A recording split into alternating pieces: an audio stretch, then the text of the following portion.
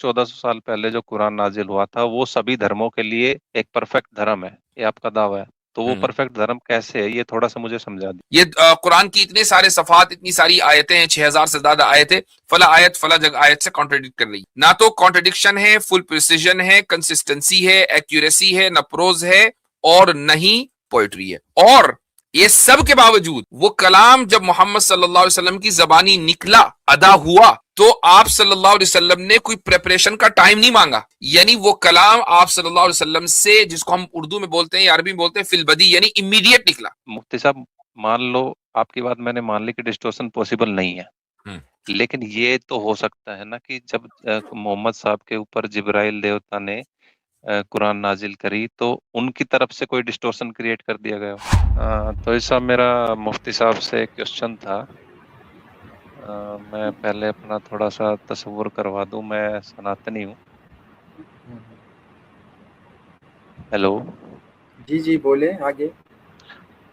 तो मैं मुफ्ती साहब से ये पूछना चाह रहा था कि जो कुरान है, जो कुरान शरीफ है जो 1400 साल पहले मोहम्मद साहब द्वारा लिखी गई थी, तो लिखी गई थी।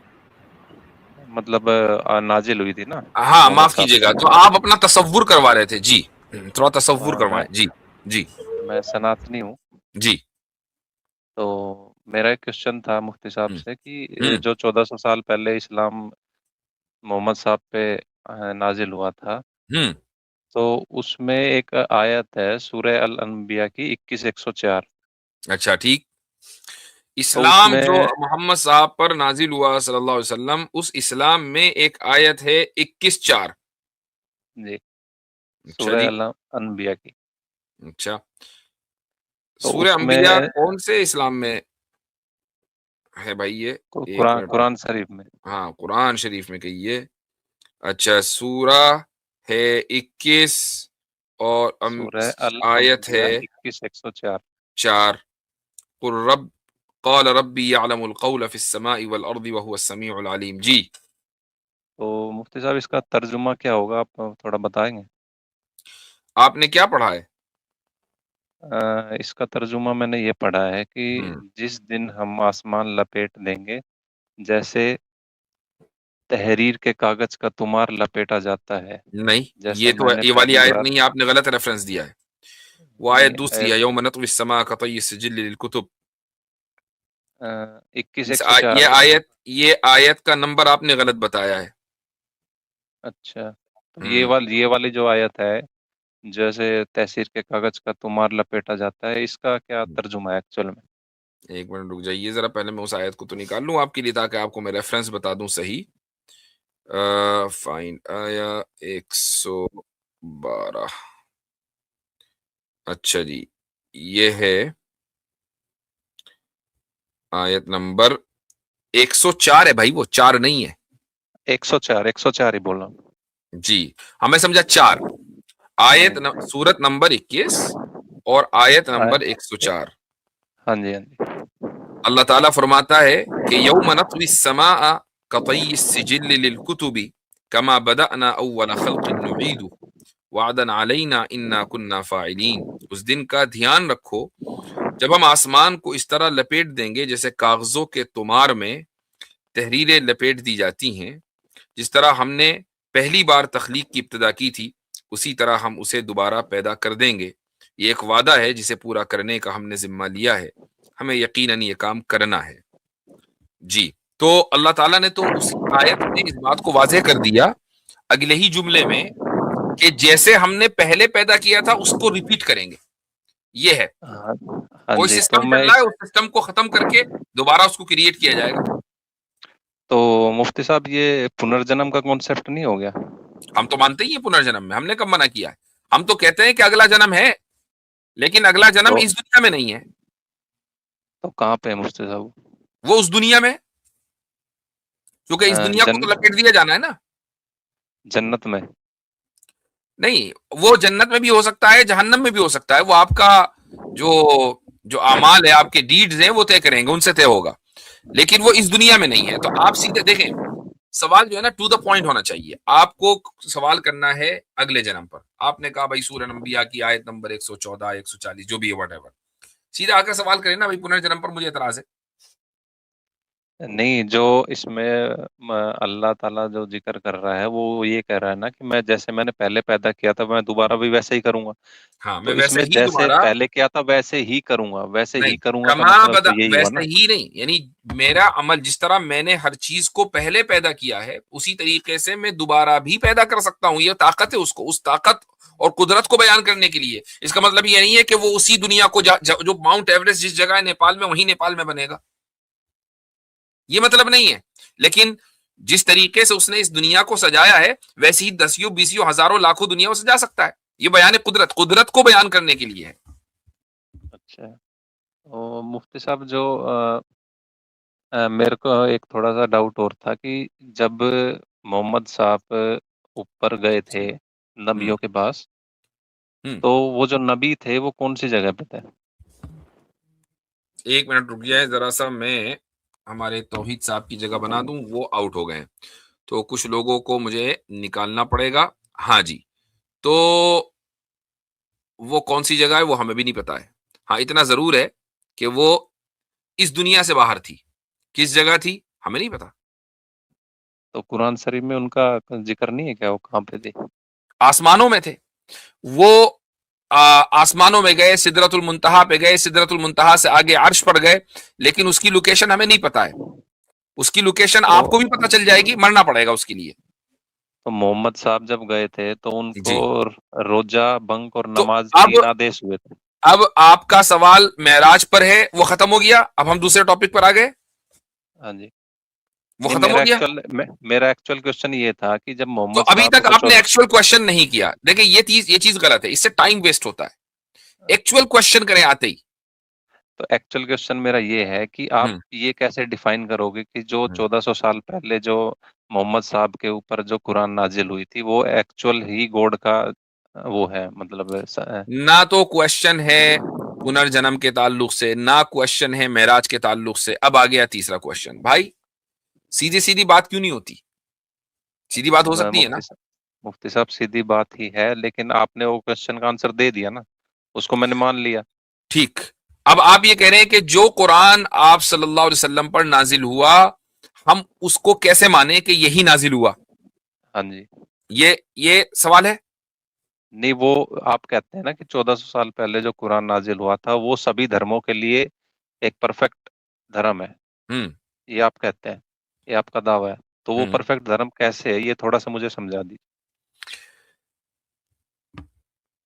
जो कुरान अल्लाह ताला ने नबी करीम सल्लल्लाहु अलैहि वसल्लम पर नाजिल किया, ये अल्लाह ताला की तरफ से एक मौजिजा और मिरेकल है। हाँ जी। अच्छा, मिरेकल के लिए ये जरूरी है कि कोई इंसान उसको उस जैसा काम ना कर सके। अगर मैंने भी कर लिया, आपने भी कर लिया, तो फिर वो मिरेकल नहीं है। हाँ जी। कुरान का ये चैलेंज है, और आज तक उस चैलेंज को कोई जवाब नहीं दे सके, कोई दे सका, बशमूल आपके सच वाला के। पता नहीं वो जिंदा भी है कि नहीं, या निमटा गया, आजकल आता है कि नहीं, आई डोंट नो। तो उसने कोशिश की थी कि कुरान के इस चैलेंज का जवाब दिया जाए कि इस जैसी कोई किताब या कोई एक सूरत कोई लिख कर ले आए। आज तक तो इंसानियत इसका जवाब नहीं दे सकी। आप कोशिश कर लें या कोशिश करवा लें किसी से। तो अगर मान नहीं, लीजिए किसी किताब की या उससे बेहतर किताब या उससे बेहतर सूरत या उससे बेहतर चैप्टर लिखा जा सकता है, तो इसका मतलब यह है कि वो इंसानी काम है। लेकिन अगर उस जैसा और उससे बेहतर नहीं लिखा जा सकता, तो फिर वो इंसानी काम नहीं है। वो तो आपके अकॉर्डिंग बेहतर हुई ना मुफ्ती साहब, हमारे अकॉर्डिंग तो हमारी जो सनातन की किताब है वो बेहतर है बेहतर ना। से मुराद क्या है? बेहतर से मुराद यह है कि जिस परफेक्शन, प्रिसिजन और एलोक्वेंस के साथ एक बात विद एक्यूरेसी और कंसिस्टेंसी, ये सारी सिफात मैंने बयान कर दी हैं, बयान की जा रही है, उस तरीके से किसी भी दूसरे धर्म में कोई किताब ऐसी नहीं है जो इस प्रिसिजन, परफेक्शन, एक्यूरेसी और एलोक्वेंस के साथ बयान कर सके। ऐसा तो नहीं है मुफ्ती साहब, हमारे जो वेद है वो अच्छा, सारी चीज बयां करते हैं। मैं आपसे पूछता हूं, आपके स्क्रिप्चर्स में किस किताब को आप ये समझते हैं कि वो भगवान ने नाजिल की है? हमारे जो वेद है, चारों वेद है, चारों वेद। ऋग्वेद, सामवेद, चारों वेद अथर्ववेद। में चारों वेद में प्रोज है कि पोइट्री है? अ, उसमें श्लोक है। नहीं, वो तो हमें भी पता है, वो ऐसे ही है जैसे कि कुरान में आयतें हैं, हाँ लेकिन जी। वो उसको आप प्रोज की कैटेगरी में डालेंगे कि पोएट्री की? मतलब मैं क्वेश्चन समझा नहीं आपका। बिल्कुल वाज़ेह क्वेश्चन है कि जो उसमें लिखा है वेदों में, जो स्टाइल है, हाँ जी। प्रेजेंटेशन का जो स्टाइल है, वो पोएट्री स्टाइल है कि प्रोज स्टाइल है? हम्म, वो श्लोक के तौर पे दिए गए हैं, जो संस्कृत में श्लोक दिए गए हैं, तो उनको आप पोइट्री कह सकते हो या प्रोज प्रोज कह समझते हैं किसे सकते कहते हो। हैं? नहीं, प्रोज का मुझे थोड़ा बताए। मतलब जैसे आपने कोई किताब पढ़ी, अब वो हाँ जी। किताब चाहे वो फिक्शनल है, नॉन फिक्शनल कोई नॉवेल है, तो उसमें जुमले या कोई सेंटेंस, एक के बाद दूसरा सेंटेंस आता है, तीसरा सेंटेंस आता है, बात चलती रहती है, राइट? ऐसा नहीं होता कि हर सेंटेंस राइम करता हो एंड में। हम्म। पोएट्री में हर बात राइम करती है। हम्म। समझ में आया? तो हाँ हाँ। आप जब वेदों को पढ़ते हैं तो उसमें उसको आप क्या पाते हैं कि क्या पोएट्री या प्रोज? मुझे तो प्रोज लगता है। प्रोज लगता है, ठीक है। क्या आप ऐसी कोई किताब मुझे सजेस्ट कर सकते हैं जो ना प्रोज हो ना पोएट्री हो? हम्म, कर सकता हूँ, कौन सी है? लेकिन आपको पता नहीं होगा उस बुक के बारे में। नहीं नहीं, हमें बता दें, हम सर्च कर लेंगे अभी। किताब होनी चाहिए ना प्रोज हो ना पोएट्री हो। ये आपने हिंदू धर्म में एक ग्रंथ है, संत गरीबदास ग्रंथ। अच्छा। हम्म। उसको आप जब भी पढ़ोगे तो हम्म। उसमें दोनों चीज आपको मिलेगी। नहीं, मैंने ये नहीं कहा कि दोनों चीज मिले, उसमें कुछ ना हो, ना प्रोज हो ना पोएट्री हो। ये नहीं है कि आप कहेंगे कि दोनों हो, इस तरह तो बहुत सारी किताबें हैं। नहीं तो दोनों ना होने से आपका मुराद क्या है? बिल्कुल वही है जो मैं कह रहा हूं कि ना प्रोज हो ना पोएट्री हो। नहीं, ऐसी तो कोई मेरे नजर में तो है नहीं। आपकी नजर में है ना? नहीं है ना, चूंकि नहीं। दुनिया ही की नजर में नहीं हो तो आपकी नजर में कहां से आएगी? हाँ जी। तो लेकिन उससे क्या आप कुरान साबित वो करना चाहते किताब हैं? है जो ना पोएट्री है ना प्रोज है। कैसे? इसलिए कि पोएट्री के लिए एक खास पैटर्न है जिसको हम वजन बोलते हैं। आप किसी भी जबान में जब पोएट्री करते हैं, वो आप उर्दू में करें, फारसी में करें, अरबी में करें, हत्ता कि हिंदी में करें, उसके एक पैटर्न्स होते हैं। उस पैटर्न को आपको फॉलो करना पड़ता है, तभी वो सॉन्ग राइम करेगा। आप अगर किसी सॉन्ग को सुनेंगे तो पहला जो उसका कपलेट है और दूसरा कपलेट दोनों बराबर होते हैं, राइम करने के लिए जरूरी है, ठीक है, वरना फिर वो पोएट्री नहीं है। प्रोज में दो सेंटेंस बराबर नहीं होते, एक सेंटेंस छोटा हो सकता है, एक बड़ा हो सकता है, ठीक है, और जरूरी नहीं है कि दोनों राइम करें, फिर वो प्रोज है। कुरान वो किताब है जो किसी पैटर्न को फॉलो नहीं करती है, और इसके बावजूद कुरान की आयतें राइम करती हैं बगैर पैटर्न को फॉलो किए हुए। तो आप उसको प्रोज इसलिए नहीं कह सकते हैं चूंकि वो राइम कर रही है, और पोएट्री इसलिए नहीं कह सकते चूंकि वो किसी वजन को और किसी पैटर्न को फॉलो नहीं करते। और इस सब के बावजूद वो इतनी प्रिसाइज और एक्यूरेट और कंसिस्टेंट है कि आप उसको कहीं ये नहीं कह सकते कि यहां कॉन्ट्रडिक्शन हो रहा है। ये कुरान की इतने सारे सफात, इतनी सारी आयतें हैं, 6000 से ज्यादा आयतें, फला आयत फला जगह आयत से कॉन्ट्रडिक्ट कर रही है। ना तो कॉन्ट्रडिक्शन है, फुल प्रिसीजन है, कंसिस्टेंसी है, एक्यूरेसी है, न प्रोज है और न ही पोएट्री है। और ये सब के बावजूद वो कलाम जब मोहम्मद सल्लल्लाहु अलैहि वसल्लम की जबानी निकला, अदा हुआ, तो आप सल्लल्लाहु अलैहि वसल्लम ने कोई प्रेपरेशन का टाइम नहीं मांगा। यानी वो कलाम आप सल्लल्लाहु अलैहि वसल्लम से, जिसको हम उर्दू में बोलते हैं या अरबी में बोलते हैं फिलबदी, यानी इमीडिएट निकला। उसके लिए ऐसा नहीं कि कोई इंसिडेंट हुआ और आपने कहा मैं 2 दिन लूंगा इस पर अपना कलाम पेश करूंगा। शायर कोई भी होता है तो वो टाइम लेता है, टाइम लेने के बाद वो कलाम पेश करता है। आप सल्लल्लाहु अलैहि वसल्लम के सामने कोई वाकया हुआ, कुरान की अगर कोई आयत नाजिल होनी होती थी तो फौरन नाजिल होती थी, और आप सल्लल्लाहु अलैहि वसल्लम किसी भी प्रेपरेशन के बगैर वो आयत, और बाज मरतबा एक नहीं 10-10, 20-20, 30-30, 40-40 आयतें पढ़ते चले जाते थे। और कभी ये नहीं होता था कि नहीं यहां ये आयत में गड़बड़ हो गई, इसको मैं ठीक कर लूं। कोई भी इंसानी कलाम होगा तो उसमें हमेशा रिपीटेशन होगा ही नहीं, उसको उसके अंदर उसकी नोक पलक दुरुस्त होती रहेगी। आप कुछ भी ओके। सेंटेंस लिख लें, उस सेंटेंस को आप 5 साल के बाद देखेंगे, कहेंगे इसमें गलती है, इसको मैं और इंप्रूव कर सकता था। कुरान में मुफ्ती कोई साहब, इंप्रूवमेंट नहीं है। मैं तो ये मान रहा हूँ ना कि जो मोहम्मद साहब के पास जो आयतें आई थी वो जिब्रील देवता के माध्यम से आई थी, ये तो मैं मान जी। रहा हूँ। तो और बस उसमें कोई गलती नहीं है, ये भी मैं अच्छा, मान रहा हूँ। अब जब ये मान लिया आपने तो अब हमें ये देखना पड़ेगा वेरी गुड, यहां तक तो पहुंचे। हमें ये देखना पड़ेगा कि दूसरे धर्मों के पास जो किताबें हैं क्या वो प्रिजर्व्ड हैं या उनमें डिस्टोर्शन पॉसिबल है। अब यहां इस नुक्ते पर आना पड़ेगा। तो आप खुद बताएं कि आपके यहां जो वेदास हैं वो प्रिजर्व्ड हैं या उनमें डिस्टोर्शन पॉसिबल है। उसमें पॉसिबल है डिस्टोर्शन। डिस्टोर्शन पॉसिबल है, ठीक है। कुरान में डिस्टोर्शन पॉसिबल है। मुफ्ती साहब, कुरान में डिस्टोर्शन पॉसिबल है नहीं है ये तो मैं नहीं बता सकता, क्योंकि मुझे इतना नॉलेज है नहीं उसके कुरान बारे में। में कुरान में डिस्टोर्शन पॉसिबल नहीं है। मुफ्ती साहब, मान लो आपकी बात मैंने मान ली कि डिस्टोर्शन पॉसिबल नहीं है, हम्म, लेकिन ये तो हो सकता है ना कि जब मोहम्मद साहब के ऊपर जिब्राइल देवता ने कुरान नाजिल करी तो उनकी तरफ से कोई डिस्टोर्शन क्रिएट कर दिया गया हो। ये भी पॉसिबल नहीं है। उसकी वजह कैसे? यह है कि प्रॉफिट मोहम्मद सल्लल्लाहु अलैहि वसल्लम को अगर अल्लाह ताला ने कुरान देने के लिए मुंतखब किया है कि भाई इस जात के ऊपर कुरान नाजिल होगा और ये आगे पहुंचाएंगे, ठीक है, आपने इतना तो मान लिया कि कुरान अल्लाह की तरफ से आया, खुदा की तरफ से आया, तो मुझे एक बात बताएं कि क्या खुदा गलत फैसला कर सकता है। मैं ये नहीं मान रहा कि कुरान जो अल्लाह की तरफ से आया है, मैं ये बात नहीं मान रहा हूँ। मैं भी सिर्फ ये मान रहा हूँ कि जो जिब्राइल देवता ने मोहम्मद साहब के ऊपर जो आयतें नाजिल की थी वो हम्म, सही थी। मैं अच्छा, सिर्फ इस बात को मानता हूँ। जिस जिब्रील को आप जिब्रील देवता कह रहे हैं वो जिब्रील खुद लिख ला रहे थे या वो कहीं से ला रहे थे। अब ये बात तो आप ही बता सकते हैं ना। अब ये पांचवा मैंने या छठा सवाल होगी, आई डोंट नो, चूंकि आपके बहुत सारे सवालात हैं। जिब्रील अलैहिस्सलातु वस्सलाम हमारे नजदीक माबूद नहीं है, हम उनकी इबादत नहीं करते। उनका काम डिलीवरी, यानी यहां से पैगाम लिया उधर पहुंचा दिया, दैट्स इट। इसके अलावा उनका कोई काम नहीं है। अल्लाह ताला ने जिब्रील को ये कहा कि ये सूरतें, ये आयतें मोहम्मद सल्लल्लाहु अलैहि वसल्लम को पहुंचा दें, उन्होंने पहुंचा दी लौह महफूज से लेकर। उनका काम खत्म हो गया, इसके अलावा उनका कोई दूसरा काम है ही नहीं।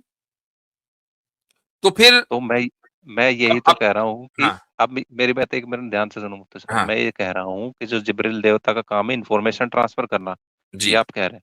जी, तो जो इंफॉर्मेशन का जो सोर्स है, जिन हम्म, इंफॉर्मेशन जहाँ से आ रही है, हम्म, आप ये कैसे कह सकते हैं कि वो अल्लाह के द्वारा आ रही है? ये तो आप नहीं कह सकते ना। ठीक। तो अगर जिब्रील खुदा, जिब्रील तो खुदा नहीं है, ये तो तय है, हाँ। ठीक। तो क्या जिब्रील ऐसा कलाम दे सकते हैं कि जो डिस्टोर्टेड भी हो और उसके बावजूद उसमें वो सारी क्वालिटीज जो मैंने आपके सामने बयान की है। मुफ्ती साहब, जिब्रील नहीं दे सकता, ये बात तो मैं मान रही आपकी। ठीक, जिब्रील एक ट्रांसफॉर्मर है।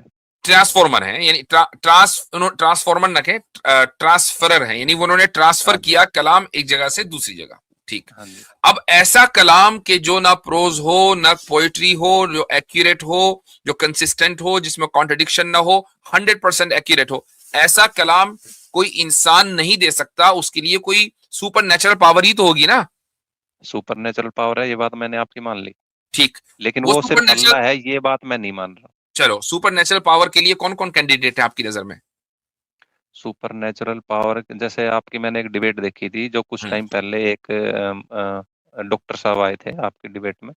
वो ये कह रहे थे कि मुफ्ती साहब, आपको क्या लगता है कि ये जो दुनिया चल रही है, तो इसका जो क्रिएटर है वो अल्लाह ना हो कि कोई शैतान हो?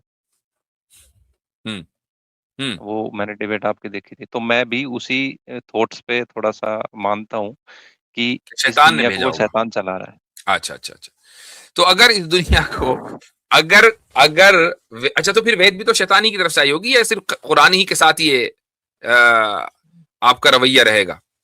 नहीं नहीं, जो हमारी जो गीता है, हम्म, जो भगवत गीता है, और हम्म, जो कुरान है, जो इंजील है, तौरात है, बाइबल है, हम्म। ये सारी उसी पावर के थ्रू ही आई।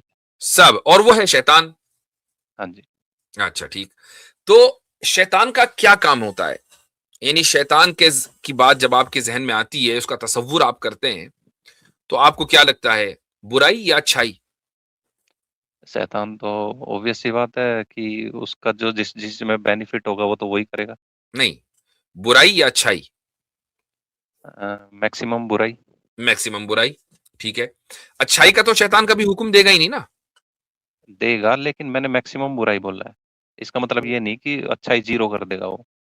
भाई उसको तो, चूंकि उसको डर तो किसी का नहीं ना, तो उसको अच्छाई जीरो करनी चाहिए। डर है डर तो किसी उसको का नहीं है, अल्लाह वो तो का, सुपर नेचुरल है। डर है मुफ्ती साहब, अल्लाह का डर है किसका? ना उसको। उसको डर अल्लाह का है। यस।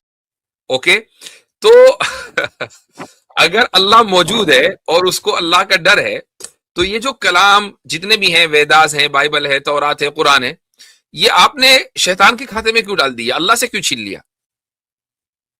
मुफ्ती साहब क्योंकि मेरा ये मानना है कि जैसे मैं आपको एक छोटा सा एग्जांपल देता हूँ कि जैसे कोई कसाई है, कसाई जानते होगे आप। हाँ हाँ, बहुत अच्छी तरह, बड़े, हाँ, हम नहीं जानेंगे वो तो कौन जानेगा भाई। हाँ जो जी बकरे पालता है अपने, जी जो उसका फार्म हाउस होता है, तो उसमें वो बकरों के लिए सारी फैसिलिटी जी। देता है, हम्म खाना भी देता है, पानी भी देता है, ठंडी हवा हम्म भी देता हम्म है। लेकिन उसका मेन मोटो क्या होता है हम्म कि मेरे बच्चे अच्छे से पले, अच्छे से वो हो, और उनको मैं लास्ट में जाके हम्म, काट दूं।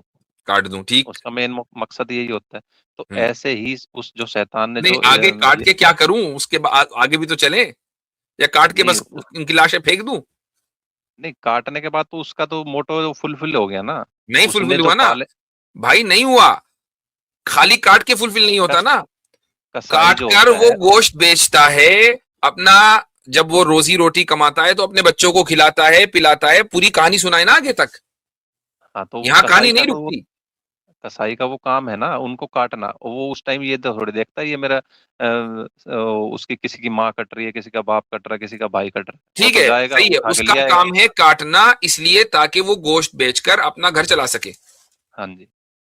अगर मान लीजिए उसको ना और अपना, सेम ही मैं, कौन आप से, उसी कसाई को, आप उसी कसाई के नाम 1 करोड़ रुपए के शेयर कर दें कि भाई तुझे कुछ नहीं करना, तुझे शेयर मार्केट से तेरे पास पैसे आ रहे हैं ना, रोज के रोज, रोज के रोज तेरे पास 1 लाख रुपए आ रहे हैं, वो काटेगा?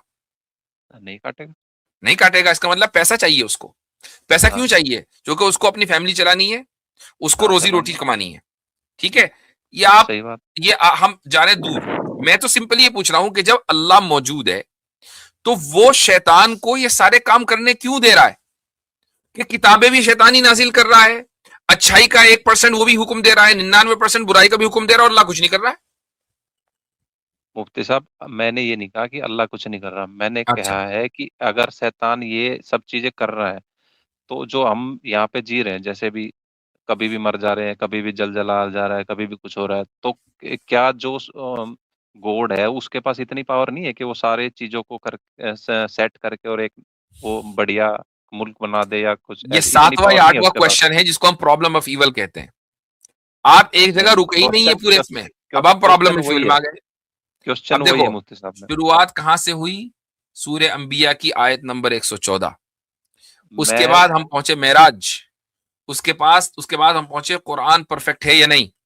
जब परफेक्शन साबित हो गया तो आपने कहा जिब्रील ने नाजिल किया। जब ये साबित हो गया कि नहीं, शैतान ने नाजिल किया। फिर जब ये साबित हो गया, अभी आप ये कह रहे हैं कि अल्लाह के पास ये पावर है या नहीं कि वो सब चीजों को सही कर दे, तो अब आप ये कह रहे हैं कि असल क्वेश्चन ही है। भाई असल क्वेश्चन अभी तक के आया नहीं है, कैसे बात मुफ्ती करूं साहब, आपसे? सारी जो जितने भी क्वेश्चन है ना, इन सब का आप अगर समराइज करोगे तो मेरा नहीं नहीं, क्वेश्चन ये यही समझ है नहीं निकलती है, ये समझ कि नहीं निकलती नहीं है। निकल जाएगी, क्योंकि मेरा क्वेश्चन सिर्फ यही है कि जो इस सृष्टि को चला रहा है वो एक शैतान है, बस। अच्छा, और ठीक है। शैतान के नीचे ही आप सारे एग्जाम्पल, आप ये जितने भी मैंने बातें करी है कि पुनर्जन्म होता है नहीं होता, ये उसी के तो अकॉर्डिंग आता इस कायनात को चलाने वाला आपके नजदीक अलियास बिल्लाह शैतान है, क्योंकि इस कायनात में बुराइयां और परेशानियां हैं। ये है। हाँ आपका जी, सवाल हुआ? हाँ जी, हाँ जी। इसके अलावा कोई और सवाल तो नहीं? नहीं, यही है मेन। ठीक। भाई तौहीद साहब, अगले हफ्ते जब अभी भाई आए तो सबसे पहले इनको लेना, यहीं से शुरुआत करेंगे। ठीक है। ठीक है। चलें जी।